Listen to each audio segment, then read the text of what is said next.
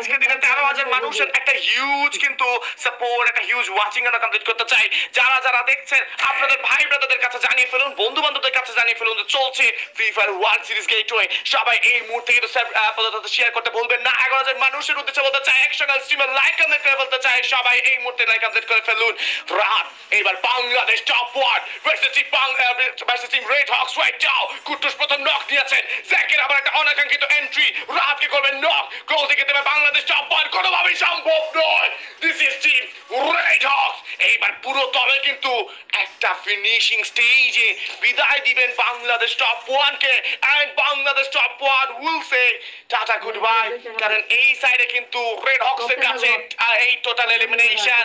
Red Hawks যখন জাগে তখন কিন্তু সিংহের মতন জাগে, রেড হকস যখন আসে তখন কিন্তু খুবই ডমিনেট করে। তবে সেটা মাথায় রাখতে হবে কতক্ষণ পর্যন্ত চলবে এই ডমিনেশন। এই যেন এক মহাবিপদ সংকেত।